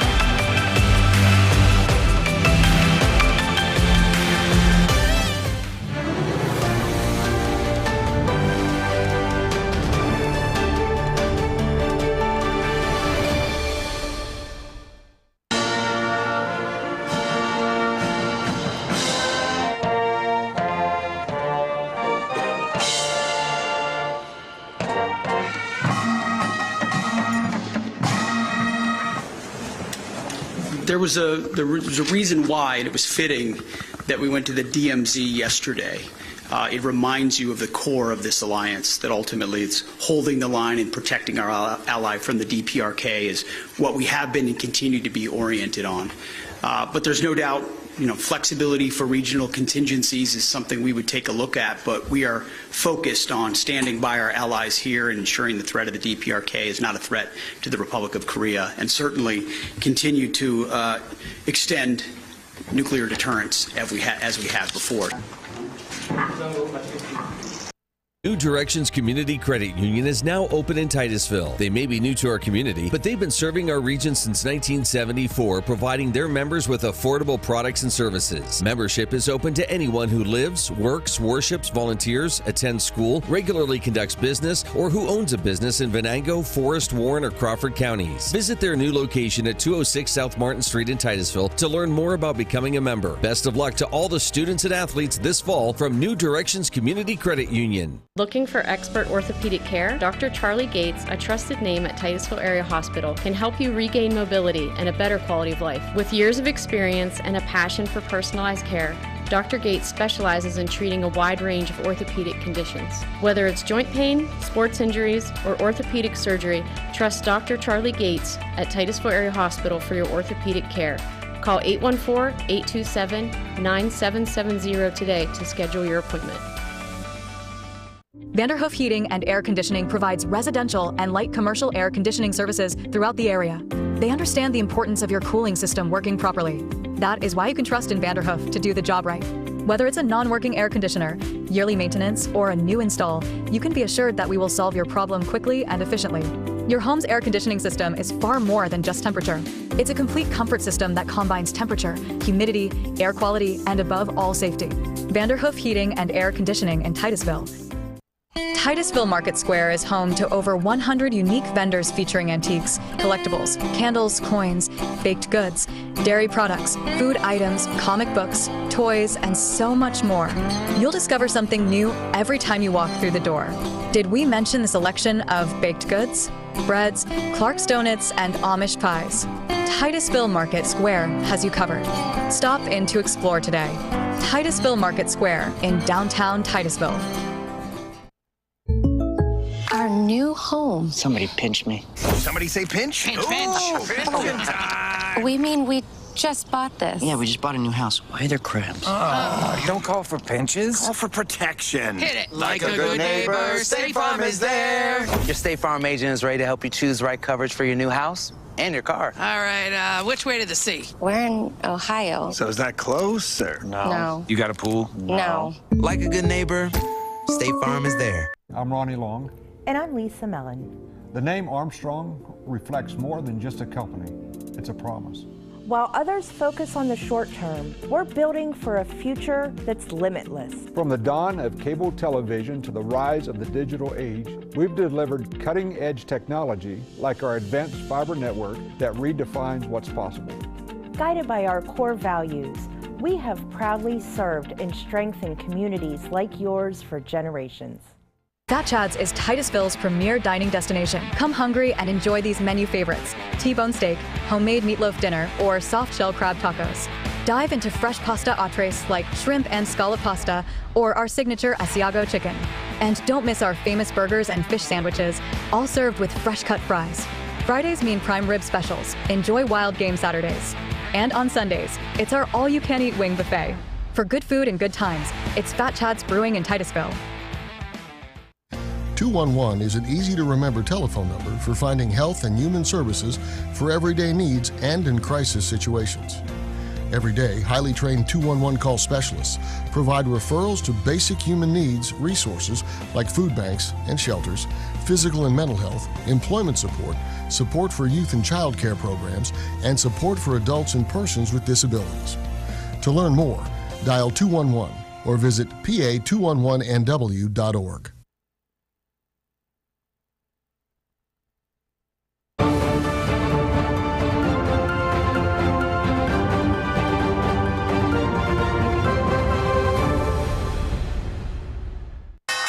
Wall Street's main indexes ended mixed on Monday, with the Dow dropping nearly 0.5%, the S&P 500 ticking up marginally, and the Nasdaq gaining almost 0.5%.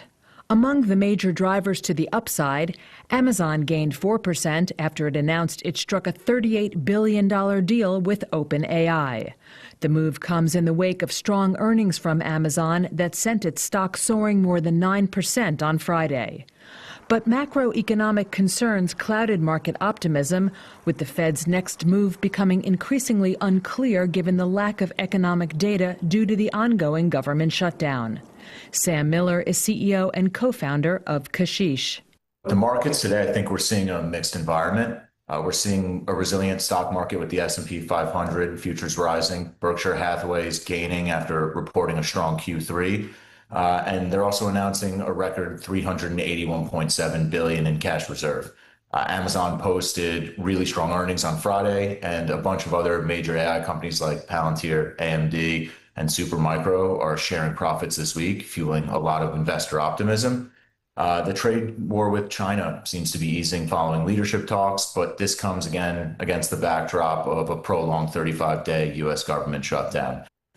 Among other stock moves, shares of healthcare companies United Health Group and Merck weighed on the Dow, falling more than 2% and 4%, respectively. Shares of Nvidia gained more than 2% after President Trump said the AI chip maker's most advanced microchips will be reserved for U.S. companies and kept out of China and other countries. And shares of Kimberly-Clark slid more than 14.5% after it was revealed the consumer goods company will buy Tylenol maker Kenvue for more than $40 billion. Shares of Kenvue soared more than 12%.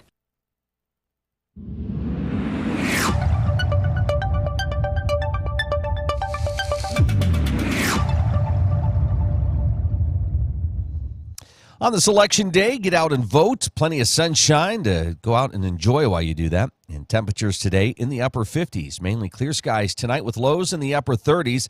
Wednesday, afternoon light rain, upper 50s. Thursday morning clouds, afternoon sunshine, upper 40s. Friday rain, upper 50s. Saturday morning rain showers with temperatures in the upper 40s.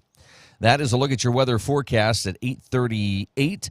This is the Morning Drill. You're watching it on Stream TV and on the Armstrong Neighborhood Channel.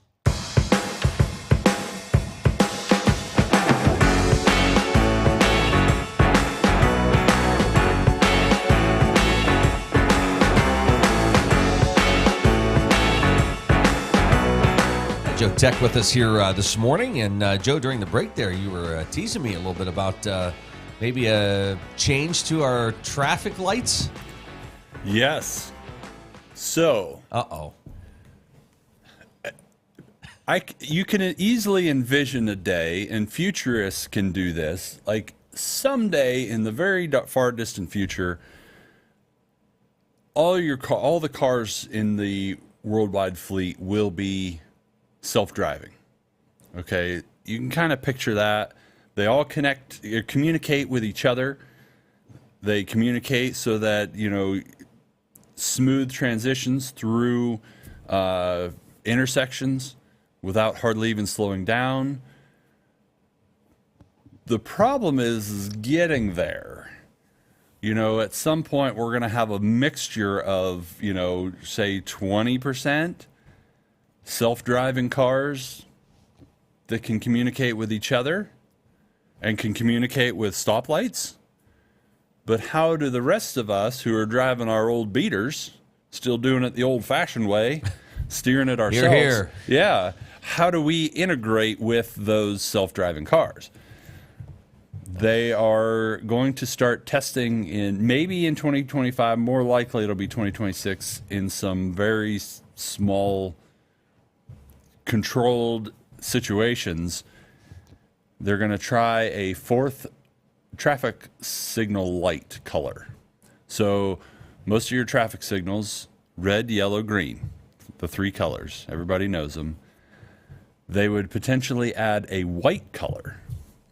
So what the white color would indicate to you as a person driving your car is that the majority of the cars in this intersection you're coming to are self-driving cars. It also indicates to you that the car in front of you is likely a self-driving car, and what you're supposed to do is just follow, keep pace with the car in front of you and follow and do what it does. So, wow. Yeah. So I wouldn't look for this change to your driver test if you've got young ones that are worried about their driving test. It's going to be a little while, but at some point that's likely where we're going to go, is that there would be a fourth color on our traffic lights. And again, who pays for adding the color to existing lights? We still have a blinking yellow. Ones we have. What's that? Why can't it just follow the ones we have? It's pretty simple. Red, stop. Well, because when all the cars can communicate with each other, they don't necessarily need to stop. They can just because they'll communicate with each other and they can seamlessly integrate. Like this one can pass through and then this one can pass through. They can just adjust their speeds so that they just right past each other. Yeah, but part of the reason for that is to allow people to cross the road if needed. The article claims that it will take that into account, and actually it's better for pedestrians as well, is what they claim. Again, a lot of testing still needs to be done. Hopefully next year they will actually start testing. This is, again, all in theory. So these are things that are going to upset me, like sitting in a rocking chair when I'm older, right? Back of my neck, I can't believe they... We're almost there already. I know. Obviously, I'm getting upset by this. With certain things, yes. Yeah. Something else for us old people to get upset over. Yeah. So white would be the color they're talking about. White is the color that I believe they've selected so that...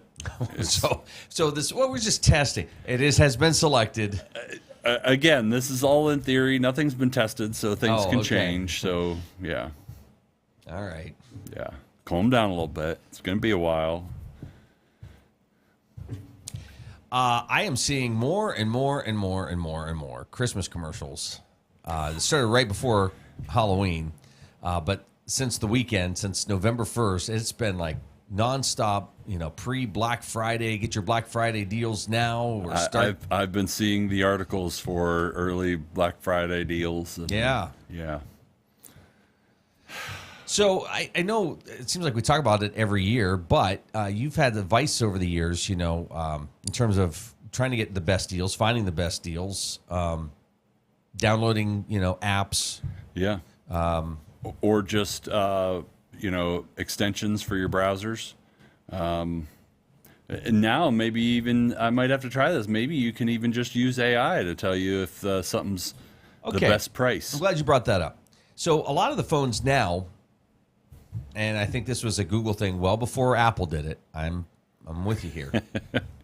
Where you could take a picture of something and it'll tell you what it is, where it's from, or whatever. Mm-hmm. So if you see something, you're like, boy, that would be a great gift.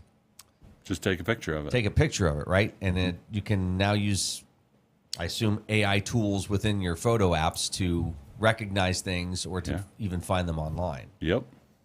And then or you in a can store.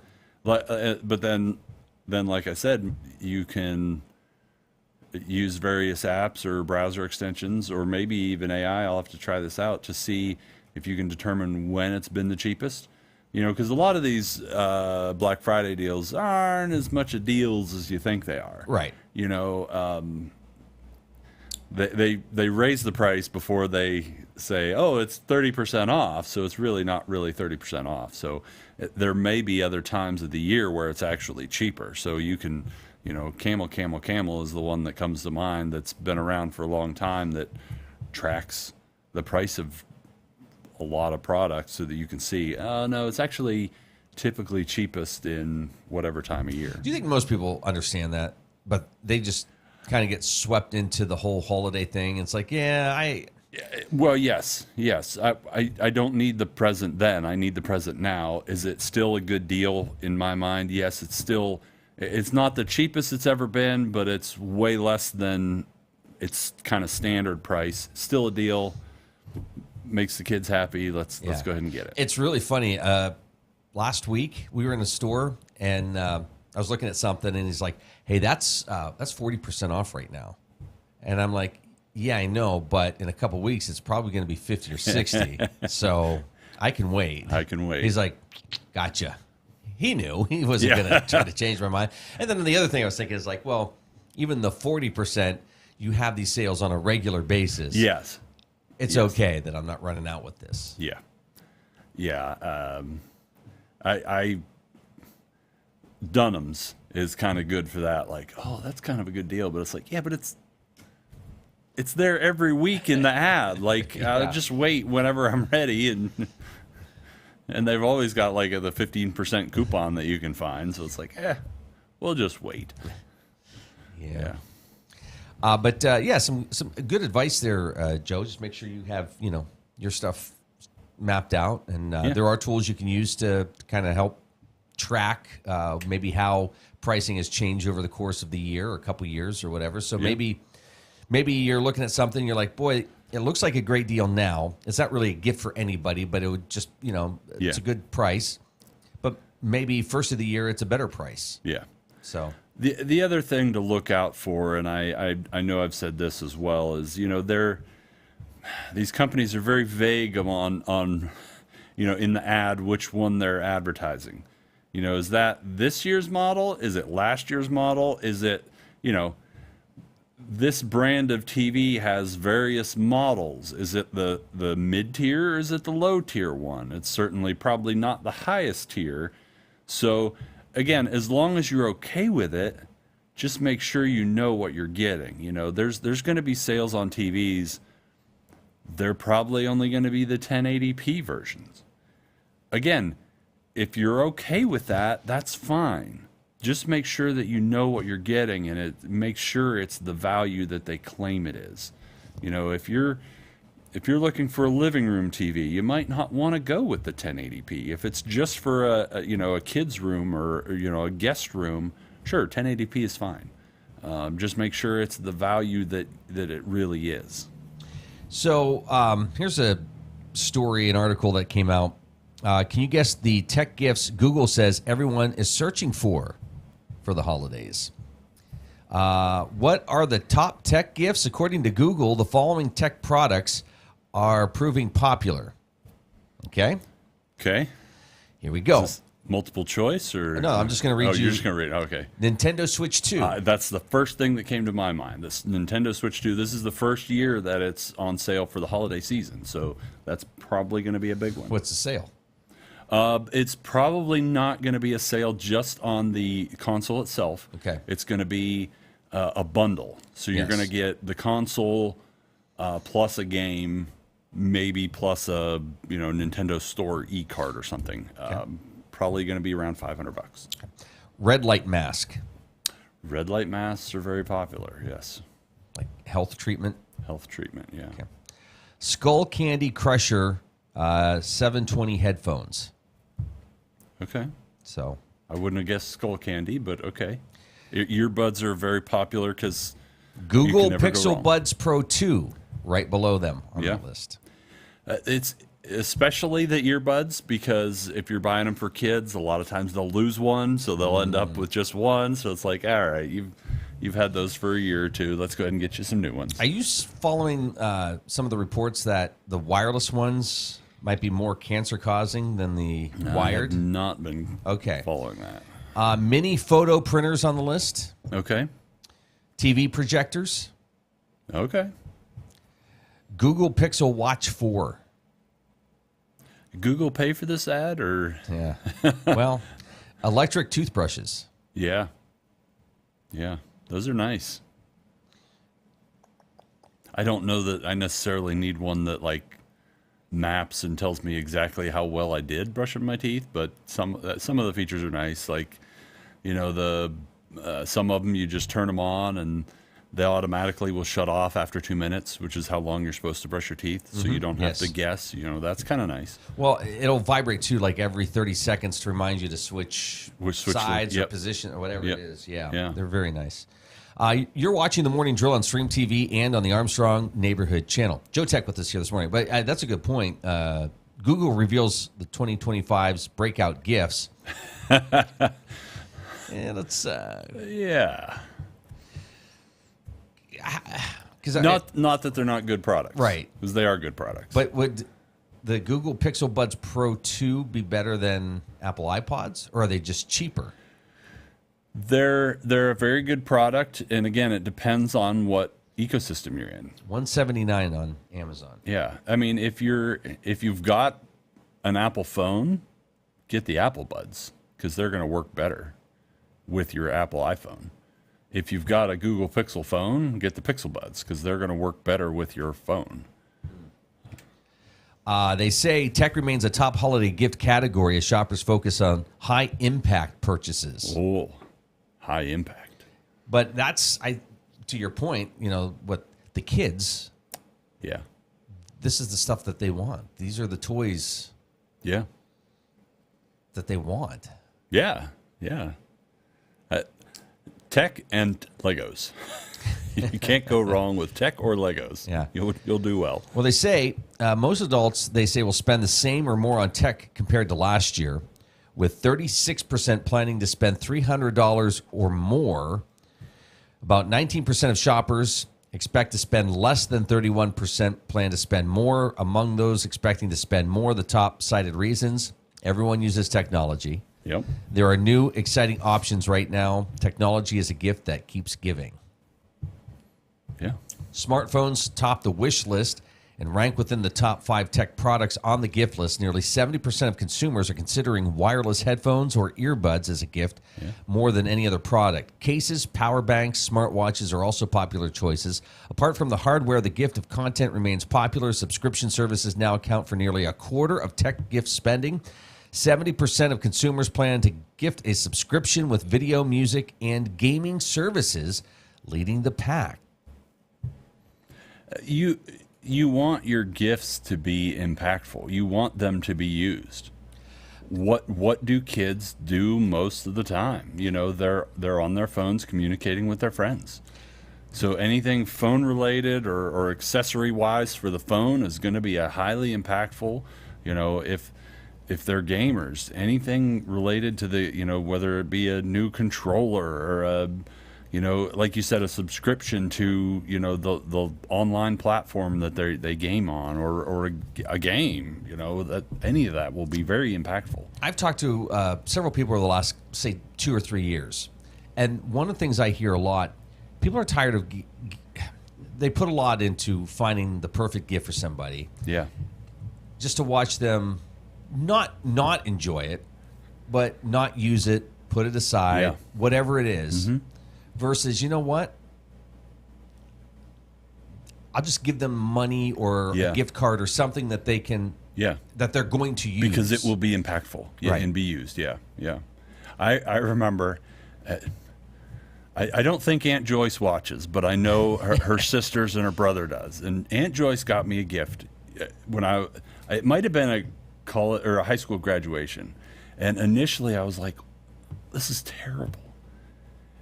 It was probably the most impactful gift that it was a shower bag.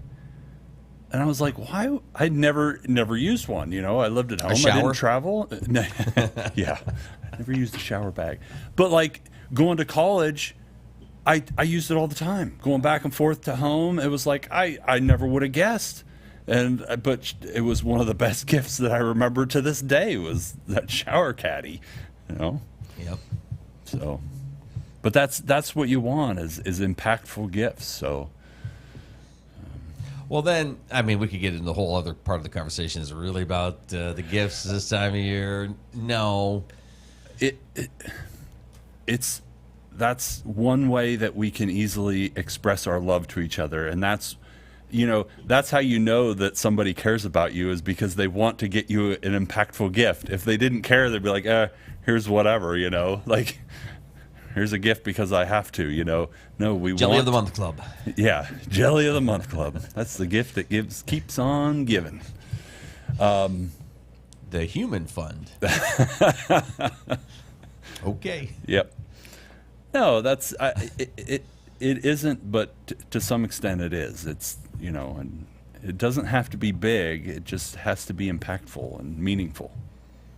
So, not really a surprise So I saw somebody had posted this last week that it was basically a meme that just said, hey, before you jump on somebody for getting excited about celebrating the holidays early or before Thanksgiving or whatever, keep in mind that to them, it could be them excited about thinking about memories of the family members or friends or things they've done as a kid or those experiences that brings light and excitement to somebody. Mm-hmm. So don't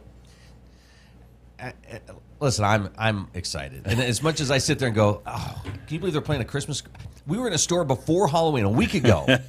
Christmas music was playing. Yeah, and I'm like, really? Yeah, but it's like. But I found myself in the spirit. It's like right. The frustrating part for me is, and we've talked about this. I'm okay with the Count Chocula coming out early. Yeah. The problem is that it runs out before, it's still Halloween week, and nobody has any Count Chocula anymore. It's on sale right now. Where? The grocery store. Okay. They moved all their Halloween items to a small section, and there's boxes of it on sale. Okay. I saw it there the other The one night. by the towers? Yes. Okay. Because I was at the other one, and I was like, where's all the Count Chocula? Yes. Okay. So, yes, you can get some. Okay. This has got to be a tough time of year for you because you very much like the Halloween. Right. But you also like Christmas, so that transition has got to be a little bit tough for you, taking down the Halloween decorations. In the sense that it feels like we really didn't get a chance to enjoy Halloween or fall, for that matter. Yeah. Because, we're running around so much. Yeah. And it's a conversation Amy and I have all the time. It's like, I'm excited for Christmas just because now we can spend kind of 2 months. Well, and that's why you want to jump into it because, okay, now I can live in it and be in the moment and enjoy it for a little bit instead of just having to rush through it. Right. Yeah. Oh, I get it. And then who doesn't love Thanksgiving? Oh, the food, the smells. Yes. Yeah. Yes. Yep. And I'm looking forward to all the various communities, their parades. Mm-hmm. You've got Christmas parades coming up 2 weeks in one community, 3 weeks in another. And So, yeah. Yeah. And the then, big giant trees all decorated. Yeah. And then there's also now it's one of those things where it should be thought about year round, but it's an opportunity to put a spotlight on small businesses. Yes. And I love talking to business owners. Yeah. I love hearing their stories. So that's another fun part of it. Yeah. And I think people watch these movies and shows and they say, yeah, I remember our town might not have been decorated like that, but I remember a time when people did decorate their storefronts. Yeah. And it would be great to have the community rally and decorate their downtown. Not that they don't, they do, but I think people like that. Yeah.